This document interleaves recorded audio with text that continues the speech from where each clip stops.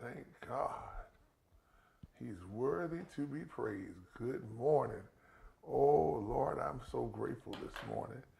Good morning, good morning, good morning to all. Good morning, good morning, good morning to all. Good morning, good morning, good morning to all. I'm excited about this morning.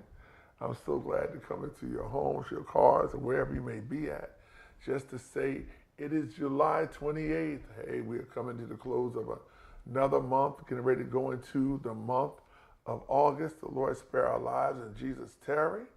And I'm excited about that, and I pray you are too. And I want you to celebrate, all of you that are born in this month of July. Just celebrate it all the way out. Even though your birthday may not have come yet, I told you, celebrate from the very beginning of the month until you get to your birthday, whenever it is toward the end. And then listen, it's so good to be on here with you and your families and your friends and some of you that are walking and having your breakfast and getting up to wash your face, brush your teeth, and comb your hair out, rinse your mouth out, getting all that stuff together now. I'm just glad. I'm excited. It's just a great day because we're on this side. Don't take it for granted. Don't take it for granted. Don't take life for granted. That's all I want to say right there on that. We'll hit that up later on, but I'm just an excited person today, and as you're sharing this page with others, come on, because we got something to cover today, and it's really, really, really going to bless you, okay? And I just want to let you know it's really going to bless you. Kenneth Pearman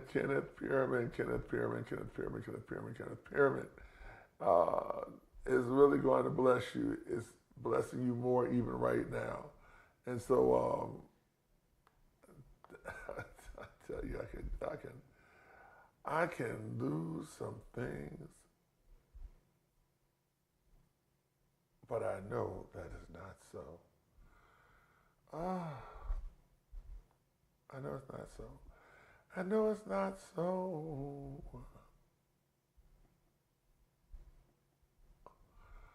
So I'm just so grateful today, and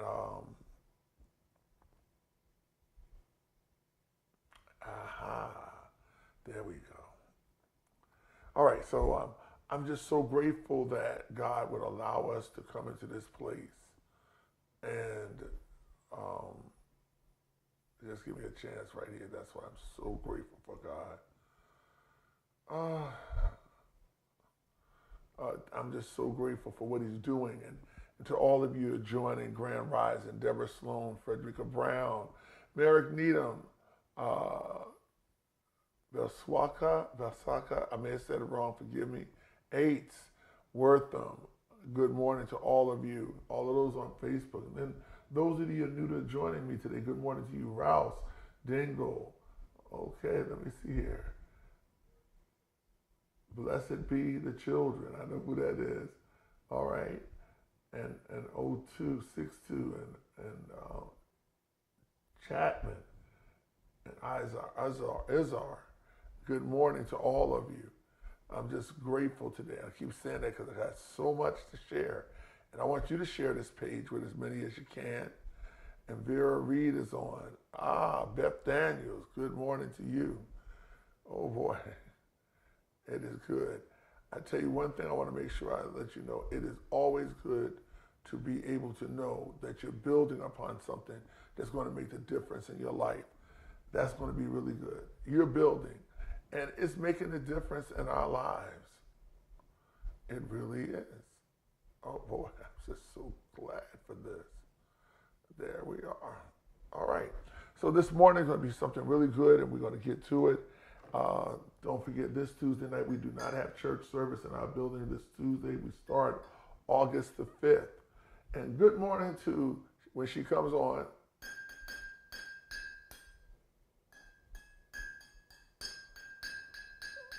Sharon Fritt, Salt Lake City, Utah. Good for her. Corinne Green, good morning to you. Aisha, good morning to you. Oh gosh, I want to make sure we can say as many good mornings today because I'm not taking anyone for granted. Don't take this life for granted. So we want to talk about, what does spiritual awakening look like? What does it look like? Anybody ever had that question when they said, I'm spiritually awoke, I feel like a spiritual awakening? And when you hear it, it's like, yeah, I believe that's what I'm going through, I feel that. But you often wonder, what does that look like? Is there any other person other than me? Hey, good morning, Helena. And I mean, it's something that happens and we're not always aware, or when we're aware of it, we'll go like, well, I'm not sure. But today I want to bring some clarity to you about it, because you've been walking on sunshine, you've been moving from behind the veil, you've been dealing with the mantles, and you heard me go over that a couple of times, so you should feel really good about it. All right, there she go. I got it in there good. I love that certain sound. I gotta have a certain sound. Oh, it's good and hot. Ooh. Black cherry almond. Ooh. Okay, you know I gotta say it. But anyway, it's good. It's good. It's good. It's good. And so here we go. We want to talk about that spiritual awakening. What does it look like? We know that difficult circumstances can keep many awoke. When the comfort zone of men are disrupted, it keeps them awoke, alert, and ready to engage. That's one way of looking at it. And then there we can look at it from, it says, a spiritual awakening is a profound shift in consciousness, okay? A profound shift in consciousness, okay, where a person becomes more aware of their divine identity, their purpose, and connection to God.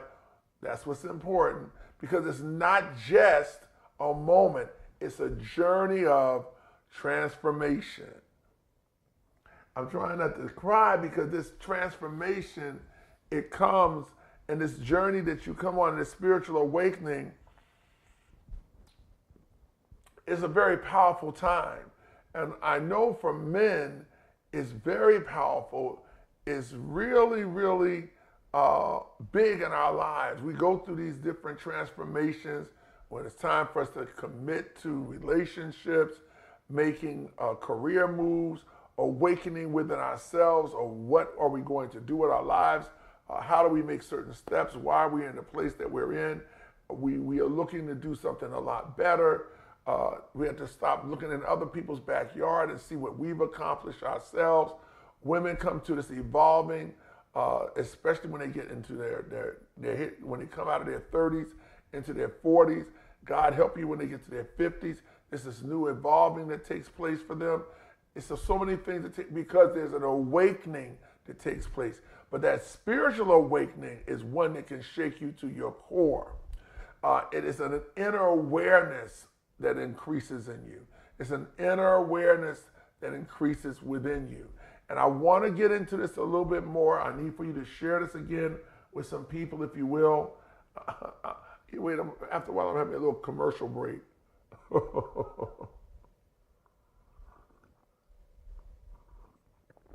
Ooh, it's so good today. Black cherry almond.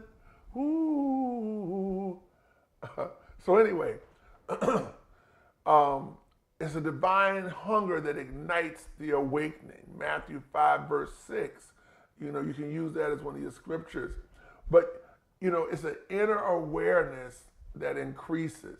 Now, I don't care how long you've been walking with God. For those that say, oh, I already know what that's about. Don't take this for granted, because it reignites something in you. I've been going through this ever since I was working on this last night. And it does something. You begin to question your old beliefs, habits, and patterns, because there's an awakening coming forth. Do I need to change my patterns?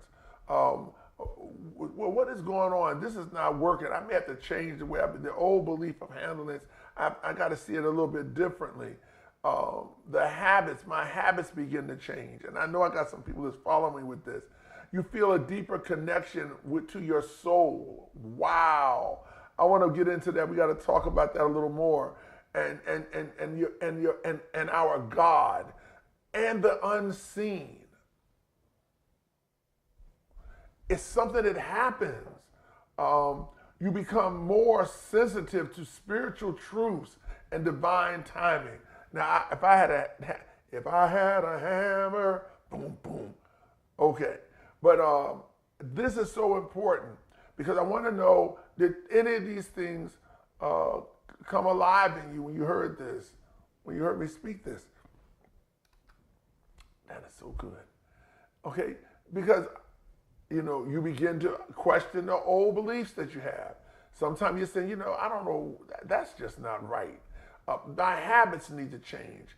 The patterns in my life I'm looking at differently. I feel a deeper connection to my soul, because I'm concerned about not only what I'm doing today, but where my soul shall rest, to God and the unseen. I become more sensitive to spiritual truth and divine timing. I'm paying more attention to that. I'm very sensitive to that. If you understand those things, that should be a 41. Why do you use these numbers? There's a method to it. Because something is manifesting, and the 1 makes a 5 for the grace of God that is keeping you through that time of management.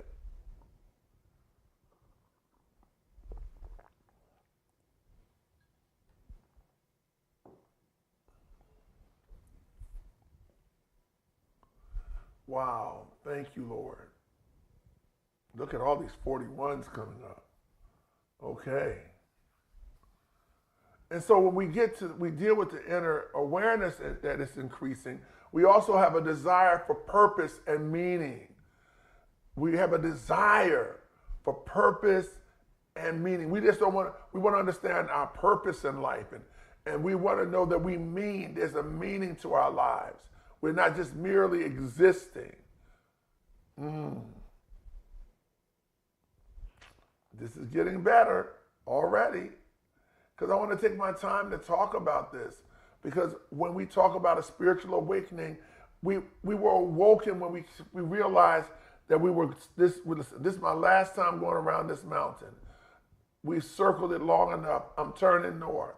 And now that I've done something, I realized that there was a desire. I understood I had a purpose. There's a meaning to my life other than just walking around this same mountain. Something had to change. You feel a pull towards something greater than yourself. You say, wow, why would you say that? Because when you're doing a journey and you're journalizing your life, you're taking into consideration that these are the steps you had to deal with.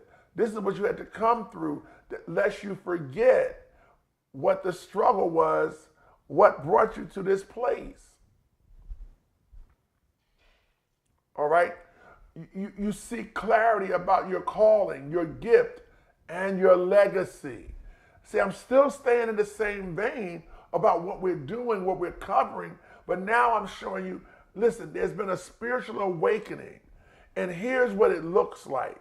So when someone says, oh, it sounds like you had a spiritual awakening, you're not just saying, yes, I have. You can say yes because, look, I felt a pull towards something greater than myself. I realized that I had to get clarity about my calling, my gift, and my legacy. I understood that I felt restless in my environment that no longer aligned with my spirit. Okay, that was pretty good, Ken. You got something else to say? Not right now. I'm not on that area. That desire for purpose and meaning. If that's you, you need to put in a 54. Because it's God's grace that allowed this to happen. The manifestation has taken place because here you are today, or you're coming into it, and you're birthing and fulfilling what God has spoken into your life and over your life. This is powerful. This is why you heard me say, ooh, I'm not going to sing it for you again. This is why you heard me talk about people, the Jakes, the Longs, the Skinners, the Roy E. Browns, the Johnny Washingtons, the William Bonners, the Iona Locks. I was looking at one, and I know it left me just that quick. Looking at her last name is Freeman, but and I've been knowing her for years, and I can't get her first name now, but Johnson Freeman. But anyway, she's alive. She was teaching. You know, you got to realize that there's some people that laid a legacy. They built something. They came into a spiritual awakening. They realized there was something they were doing that was greater than themselves. They learned what it is to come out from among. They learned what it is to be set free in the spiritual awakening.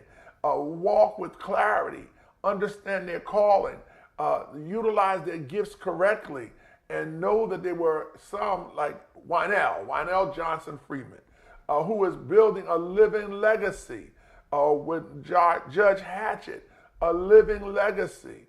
You know, I can't help it. Every time I think about Prophetess Green, who allowed me to baptize her granddaughter, a legacy. Elder Long allowed me to baptize his grandchildren, but he spoke over them. Oh my God, legacy. It's something about this that goes a lot deeper, and when we understand it, the more we understand it, the better we become at presenting it to our children and grandchildren, cousins, nieces, and nephews, or just that one that God has placed in our lives to be a light. You know, the next thing about spiritual awakening is that it's breaking and rebuilding. Come on, somebody. This is good. It's a lot better than what we know. I'm trying to really hold it together. I talked about, I know I caused a lot of stirring because people have been not left me alone, but that doesn't bother me. I want to teach you something about this.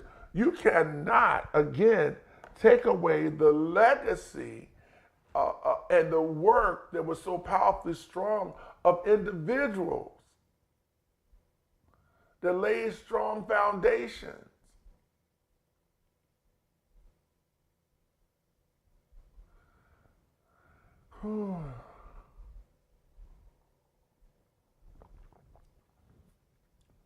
Because you're laying a strong foundation, and the enemy is always knowing a way to say things about you. So breaking and rebuilding says old identities, relationships, and systems may fall away. You may go through a dark night of the soul, and I know many of you have experienced that. We got to come back to that. I got to keep it moving, but trust me, I will get back to that one. A season of deep inner wrestling. People Anyone on here experience that? I know, Beth, you're going to tell me when I get to go back and read these comments, is because you go through a season of deep inner wrestling with thyself. If you know, and when you know that you've been called to something, even when you don't understand the call to that something or what it is, there's a deep inner wrestling that takes place, and it can be a little dark at times. Ooh, I'm talking to someone other than myself, and it's a dark night of the soul battling. It's a war going on. Of knowing, you're saying, okay, God, I have a desire and a purpose and a meaning, but I got to get past that part to understand that there's something greater than myself. I need that clarity to understand this calling. The gift, I'm not sure of because I don't know what to do with it. And a legacy, why me? You're asking these questions. My environment is not the same. I'm restless in this environment, and it no longer aligns with my spirit. I don't get the same thing out of it. You know what I'm saying? I'm giving you this because it is the truth. Wow. So it causes some things to happen. So therefore, but this breaking in me is scared. It makes room for new birth. A new birth, a rebirth. Okay? But this breaking is, I'm sorry, I didn't mean sacred. I'm sorry. I wrote the wrong word in. Sacred. It makes room for rebirth, for my soul to be rebirthed. Okay, and we know that too if you tell the truth. That one is a 444, 3 4s, 444. Why is it 3 4s? Because it is the manifestation of knowing what it is to deal with the night season. It is another manifestation of knowing what it is to deal with the inner soul wrestling, that inner wrestling. And then it is the manifestation of that breaking that is sacred, but it equals the new order of it made room for the rebirth of who you are to become. I know what I'm talking about. Yeah. That's why it took place like that. I put those there to remind you of how it manifested. You had to deal with the darkness trying to manifest in your life. And in the midst of that, you got through it. And the next for the manifestation was that piece of that inner wrestling, because now you're looking at yourself. But it made an 8 because there was a new beginning in you that became sacred because you made it through. And that final 4 is what made room for the rebirth and gave you new order, and the order was peace. If this makes a lot of sense to you, which I pray, or is blessing you really good, please, I need for you to put in, for me, a great big amen.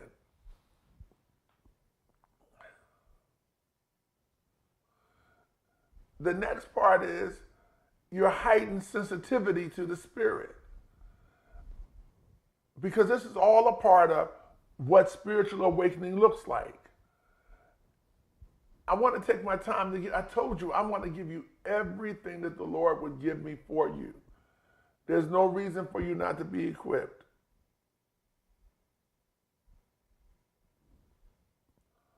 Why?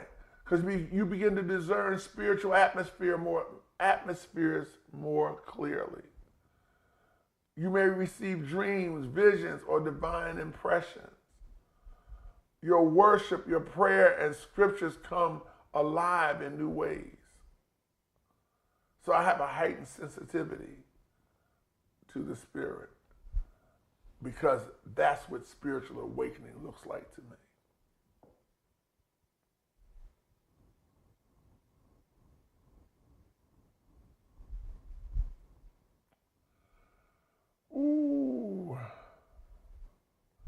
my transformation of values. This is what spiritual awakening looks like for me, because these things are what's taking place in my life. It's allowed me to see that I'm having a spiritual transformation season in my life. I'm going through a spiritual transformation. Okay, I shift from ego to humility and from fear to faith. I know that's right. I know it. I prioritize love with truth. I prioritize love, truth, justice, and compassion. It changes you as you're going through it. It really does. And you have to, kind of pinch yourself, because there's some situations that by rights you should have went off and like bang, bang, bang, bang. But you didn't do that because you prioritized and love became at the top. Well, it's okay. Truth. You can speak your truth without being violent or letting your mouth become wretched and wicked. Justice you stood for, and compassion when needed. You become more aligned with the kingdom mindset than the adversary or the worldly mindset, seeking to serve and not just succeed. There you go, seeking to serve and not just succeed.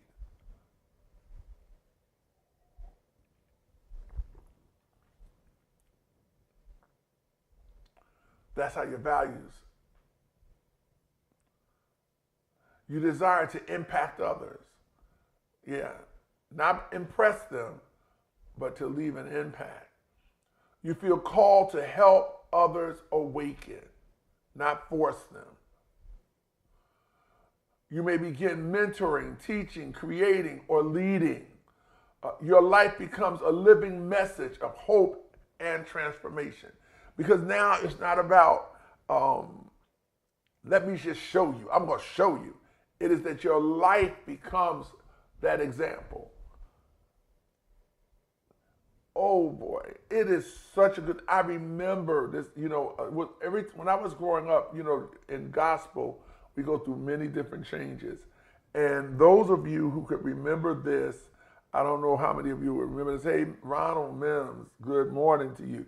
Yes, my buddy Reggie came to church yesterday and blew my mind. I was so excited to see Reggie in church. It just blessed me. I don't want to go to crying because I would not give him that. I will not give Reggie that. You know that. You know that, Mims, right? You know I'm not going to give him that. But anyway, God, I thank you. They used to sing a song, If I Could Help Somebody. Well, when we were growing up, they would sing it, and it was like, if I can help somebody as I'm traveling along, then my living. I'm going to go like, okay. Every church you go, especially in the Baptist church, they would sing it so prim and proper, and they would, and I was like, okay. But as I got older, that song became an anthem for me. I don't, find people to sing it, but I really, that song has words in it, the entire song. You have to hear all the verses, because, we tend to only do like stanza 1 and stanza 4, skip the other 3. But the words to that song are so powerful. Then my living shall not be in vain. Then my living shall not be in vain. If I can do my duties as a good man ought, then my living shall not be in vain. I don't want my living to be in vain. The Clark sisters brought it out, is my praying in vain? Those songs mean a lot to me, but they were talking from asking a question. Mine was, then my living won't be in vain as long as I can help somebody along the way. Yeah.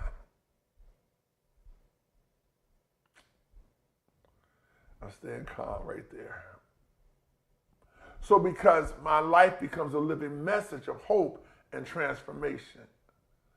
That's the spiritual awakening. That's what spiritual awakening looks like in some areas. And so when we look at it, let's take it to the next point. Okay? I got my stuff together today. Finally got myself together. And I know that's who I am. Okay, so when we look at it,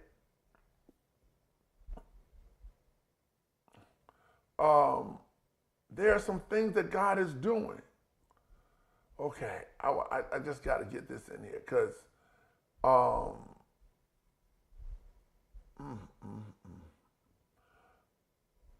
there are some things that God is doing with us in His spiritual awakening. And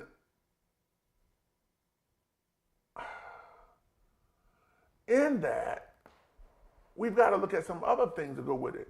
So when we look at God's will, brings divine disruptions to keep many awake and alert. God's will allows famines, wars, and great persecution to wake us up from our deep sleep and slumbering. God's will puts a desperation in the hearts of men for supernatural signs, wonders, and miracles. God's wills put a divine dissatisfaction in the hearts of men, like Hannah, who cried out night and day until her prayers were answered, like Esther, who cried, "If I perish, let me perish, but I must see the king," like Gideon, who laminated in the winepress for the deliverance of his people. I mean, you got to know there's some people who made some sacrifices because they knew what they wanted God to do. You have to forgive me, I got ready to get lost right there. So God is somebody, this does these things that says, look, I know what I'm doing. When I bring you to a spiritual awakening, He injects into our lives a hunger and a thirst for His word and His presence like never before. A hunger that will cause us to run after and pursue His presence. A hunger that will drive us into His presence in search for His wisdom and understanding. A hunger that will draw us out of a corrupt system. A hunger that will make us passionately pursue God until we find Him. Okay, that's how God's will works for us. Put a burden in our hearts to see the will of the Father made manifest. That's it. That's why some of you have a burden for souls, a burden in prayer. Don't get me started. Oh, God. He's saying to you, I want you to know that it's that time. So let's look at this, if you don't mind. Okay, and I want to make sure I get this in there. I believe that as you're listening today, that I can give you this piece.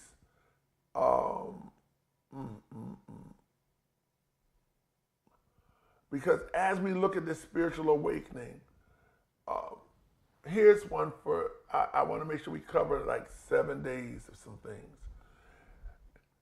Day one is eyes open to divine reality. Can we do that? Eyes open to divine reality. It starts with the moment you realize you're not just navigating life, you're standing inside a divine storyline. I'm going to say it again because just me saying it, it sends shivers up my spine.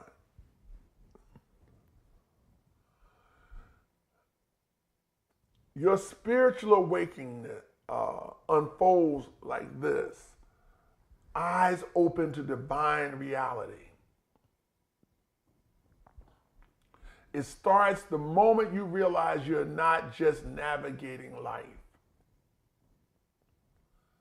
This is very impactful. You're standing inside a divine storyline. Genesis 28, verse 16. Oh my God. Okay. Surely the Lord is in this place, and I was not aware of it. Surely the Lord is in this place, and I was not aware of it. Genesis 28, verse 16. You will begin to see differently.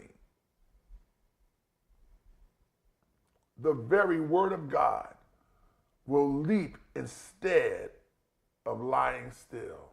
It will leap in your spirit, leap out at you. Mundane moments will begin to feel sacred. And old pain starts to feel like preparation for what God has that's coming for your new. That's so important.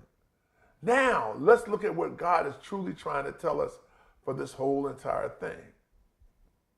Okay? Oh boy. God, I thank you. So, yesterday, I gave you what day one is about. Open the eyes of our divine, that part right there. We're going to go back to it in a second. Don't take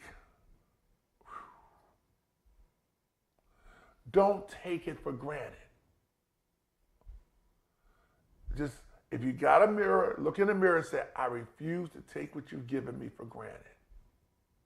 Your spiritual awakening is saying, I cannot take what God has given me for granted.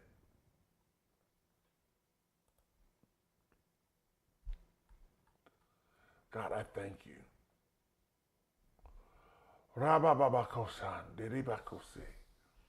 I can't take it for granted. Don't take things for granted, saith the Lord. You got to make sure you understand this. This isn't poetic. It's a divine interruption for your life. And let's fall, let it fall like the trumpet sound in your ear. Pause and let it land in your life. I will not take for granted. I will not take this for granted, this time of teaching, this time of impartation and pouring in. Someone is pouring into me. The Spirit of the Lord is upon me, and I can receive this. I won't take it for granted. I need somebody to say, I won't. I won't take nothing for granted. I went back over those who came to the mountain. I went back over, and listen, if you have pictures from the mountain that you've taken and things like that, put them up. Tag us in them. Put them up. Okay? Don't take it for granted that you were here. My God. There are mantles among us, okay, that have grown quiet, not because they're missing, but because we started treating fire like furniture. Did you hear that? There are mantles among us that have grown quiet, not because they're missing, but because we started treating fire like furniture. Just move them around, don't matter.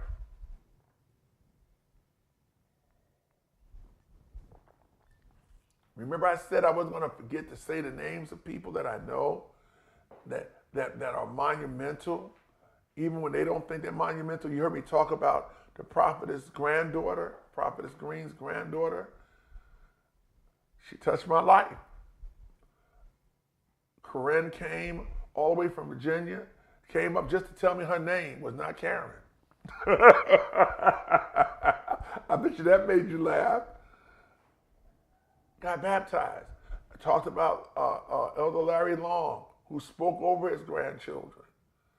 And I just took them down and brought them up. Me and Brother Needham. Why am I calling those names? Because these are names that are setting legacy. You hear me talk about Wortham. Yeah, I got you that time, didn't I, Wortham? I got you. Yes, because legacy. You're going to hear me call some names. So these are mantles that are among us. But I'm not going to allow them to grow quiet because I'm not going to treat their fire like their furniture.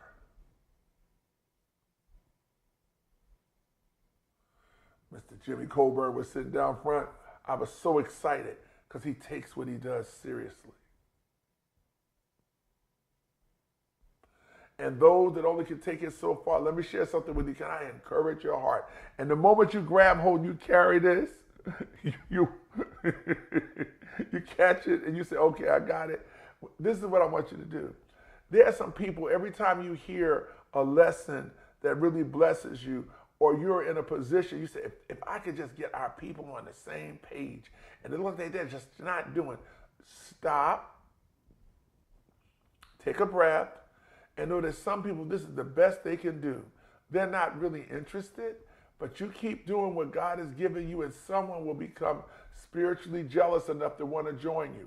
Not envious to want to kill you, but that kindness, I want this. And you continue to go on. Don't allow yourself to get caught up in that part of, they just won't do, because while you're sitting there saying they just won't do, you're losing time. Because whatever they're not doing for you, they're doing for themselves, and it's working for them.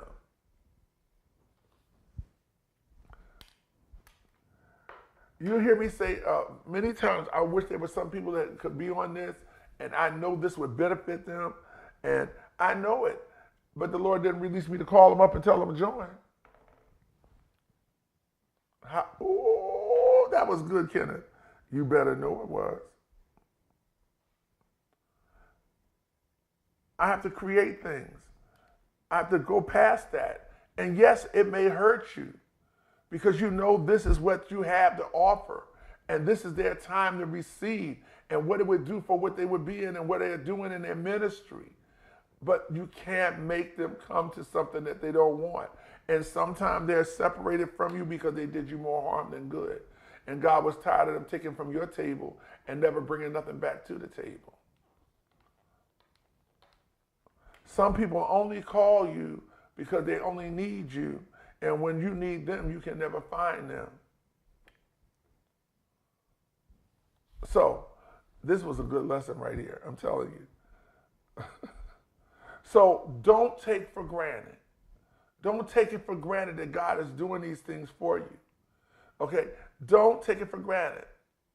We're not called to casual movement.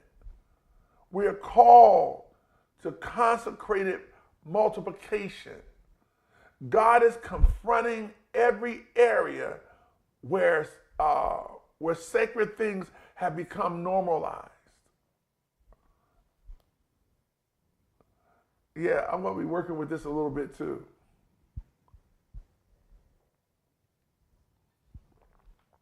Okay? That's what's happening. That's what's happening. Honor is the gateway. We're going to get through this real quick. Honor is the gateway. Malachi 1:6.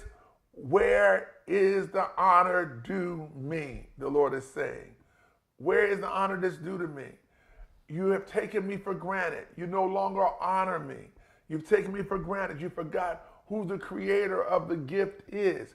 Gifts come without repentance. Where is the honor due me? Where is the honor that you need to share with your brothers and your sisters?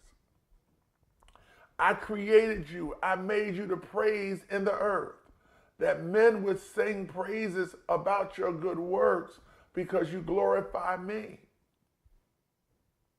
And you will send that glory to me.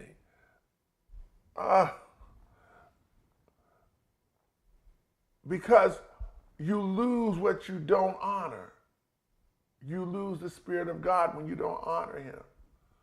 You lose relationships when you don't honor the relationships that God has given you because you're taking them for granted. Don't let proximity rob reverence. Judas was close, but not reverent. Not reverent. Proximity equals intimacy.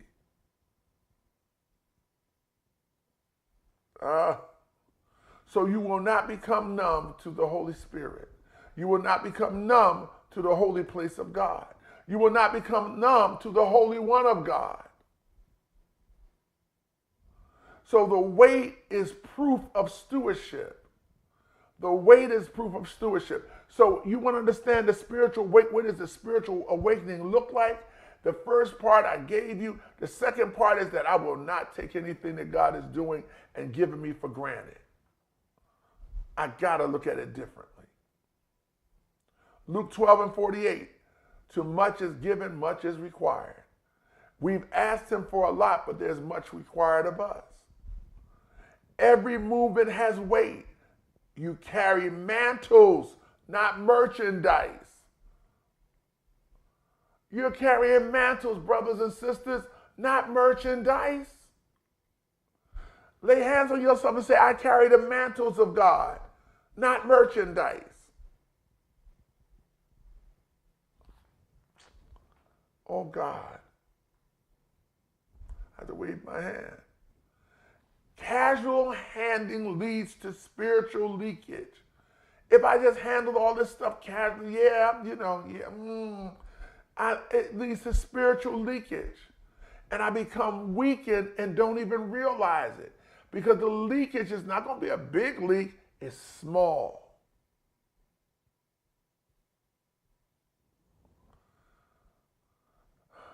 Remember, David danced with reverence. But King Uzziah died by mishandling the ark. Honor matters. I've always given honor to people. I've always honored those that, even those I would talk to, and I say, I thank God for you and what you've been in my life. And they come to the church, I always honor them. They'll go, well, I just lived upstairs, or I didn't know I meant that much to them, but it did to me. And I made sure I made it known to them. Honor makes the difference.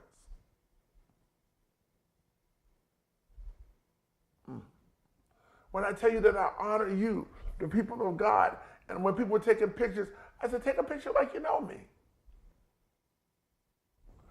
I was teasing the Whistler. Whistler was taking her pictures. And Helena, they were getting their pictures in. Because I honor them, your presence, the Lord in you. Wow. And so I restore the weight of my assignment. Say that. I restore the weight of my assignment to honor God for what he's given me. He chose me because he knew I had the capacity to carry it. And wherever I'm weak, he knew I had the strength to say, Lord, I can't go any further, but you can carry me the rest of the way. Boom. That's the wisdom of God in you. Okay, let me go on because I want to make sure this. If the flow is heaven's response to honor. How I flow in honoring is how heaven responds to the honor that I give unto him, how I honor the people around me. Yes. Romans 12:11, keep your spiritual fervor. Keep it. Your stewardship unlocks flow. Reverence creates radius. Revival doesn't stick where honor is missing. Movement multiplies when structure honors presence. So the revival, and you always think about revival as far as church and soul, revival in your finances, revival in your family, revival in relationships. He's reviving relationships, your finances, your family, your business, your community. But it won't stick where honor is missing. Movement multiplies when structure honors presence. I structured this according to the Spirit of the Lord. And I honor God for the plans and those who worked with me to put it together. You hear me talk about the producer behind the scenes. And I always say every so often, send up hearts for him.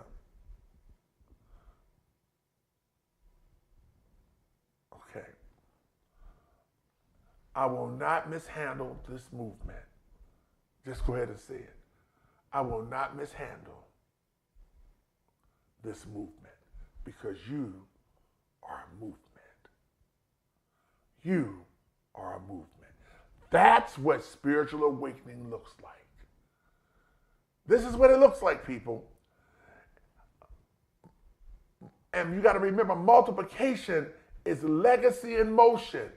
Now, you know I'm going to have to get this together. Legacy in motion. Legacy in motion.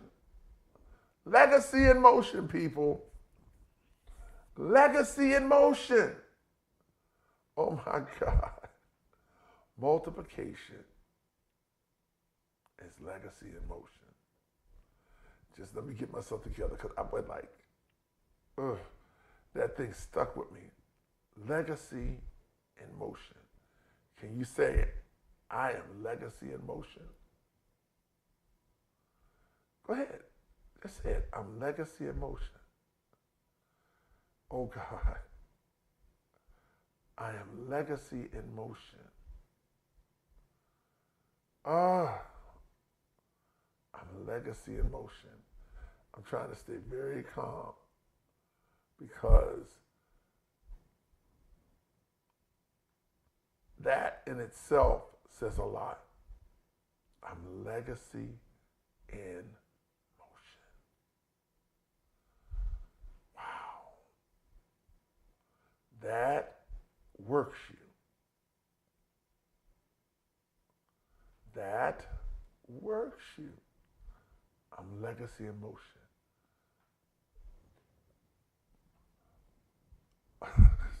Kenneth, don't get carried away. Stay calm. Ooh, don't go there yet. Stay calm. Wow. I'm legacy in motion. 2 Timothy 2:2, entrusted to reliable person. You don't get to transfer what you don't honor. You don't get to transfer what you won't honor. Mantles, transfer requires honor. Mantle transfers require honor, clarity, and being intentional. You multiply what you reverence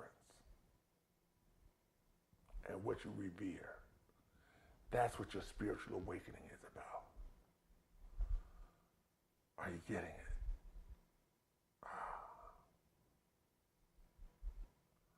Are you getting it? Because that's how I want to end this today. I won't take it for granted. You can't take anything for granted. And God has said, don't take it for granted. Lord, I won't take you for granted. I won't assume this grace. I won't take your grace for granted. I won't normalize your fire. I will restore honor.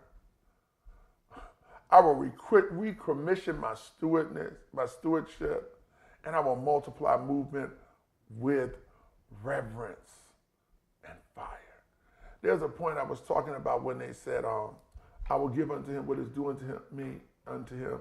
I talked about a little bit of tithing, the tithing piece to that. Your giving, of yourselves. I won't take it for granted.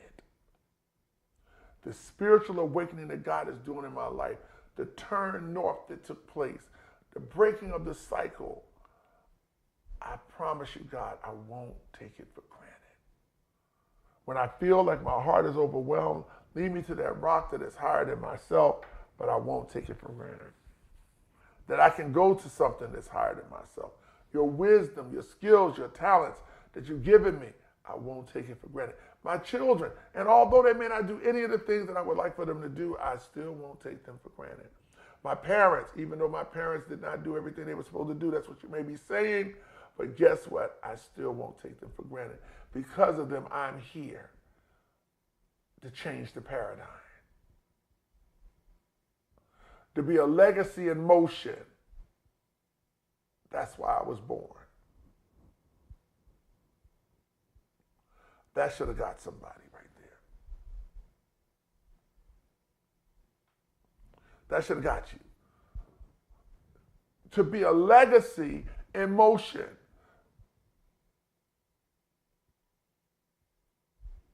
I know it's hard to believe God would call you. No, it's not hard to believe. Why not you?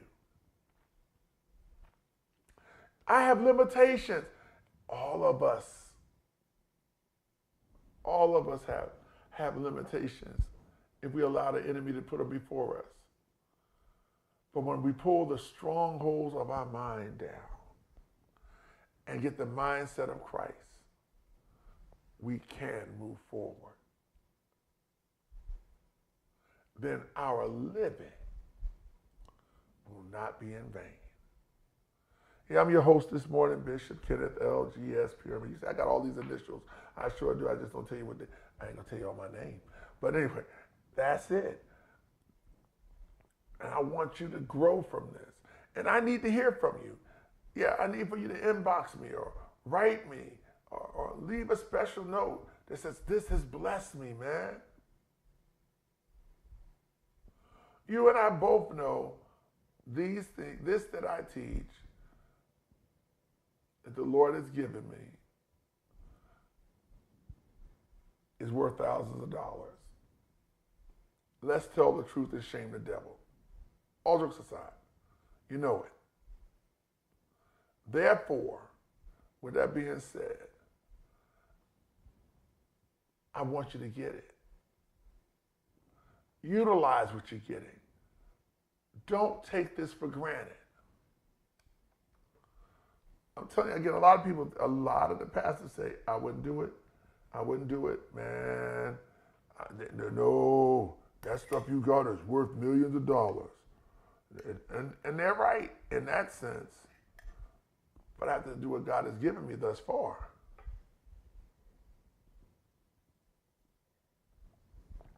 That black cherry almond.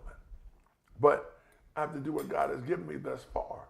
And all I want to say to you is that don't take it for granted. And remember, there is something that God is doing. And what is that? He wants to see if you're going to utilize what you're listening to. That's right. Are you utilizing it? Don't say you were stuck when he said, but I had someone giving you keys to the kingdom. Don't take it for granted.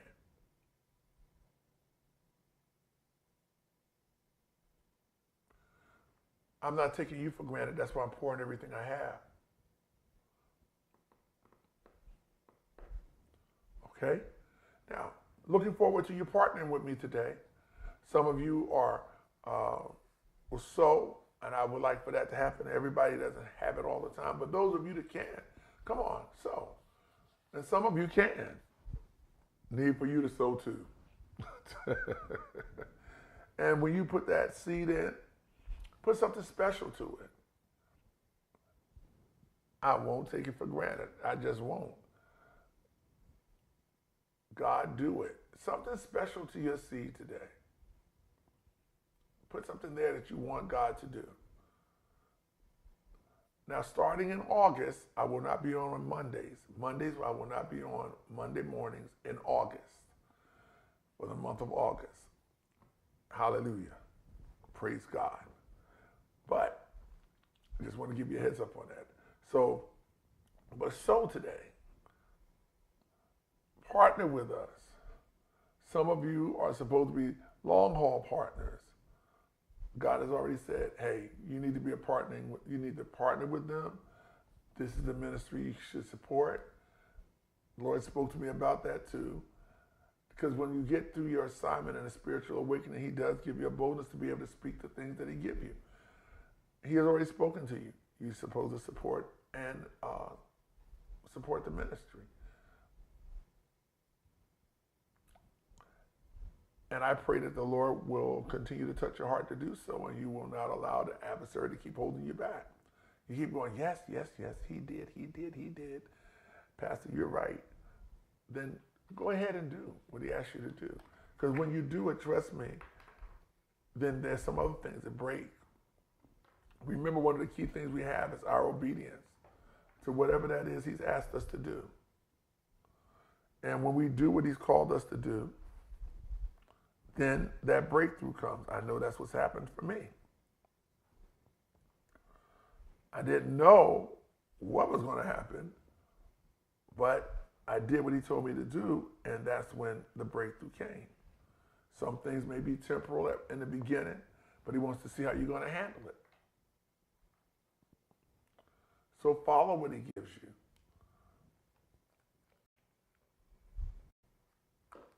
And sometimes you have to move in it and stop saying, I don't know. He said, don't do that. That's what I had to do. Don't do it.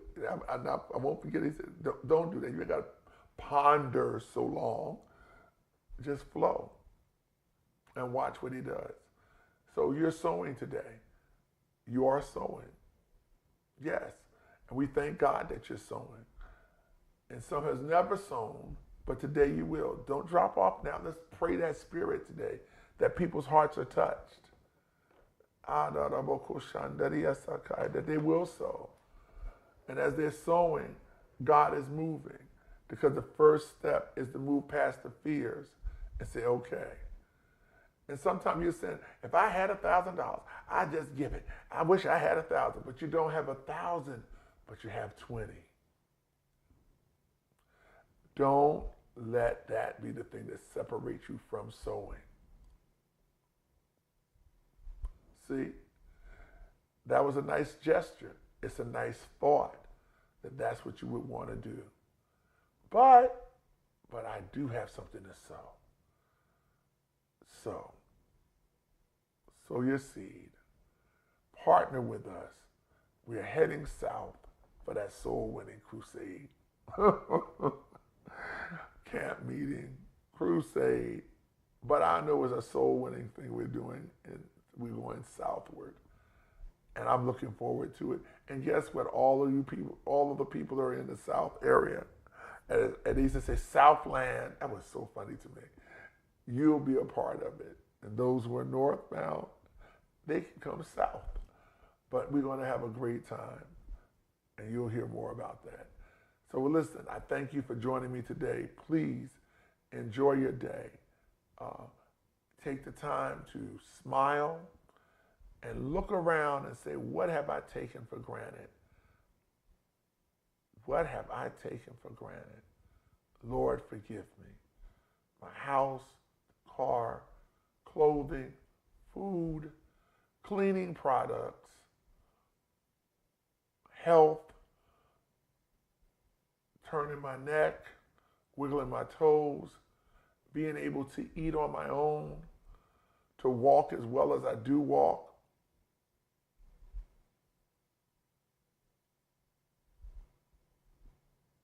Please, let them know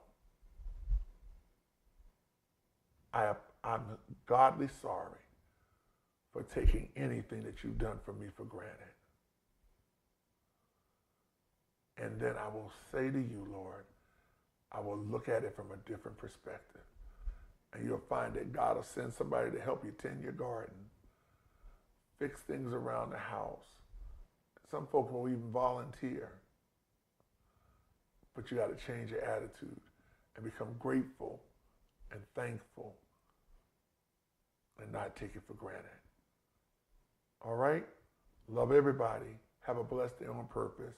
See you tomorrow morning right back here for a Spiritual Warriors Table. Until then, bye for now.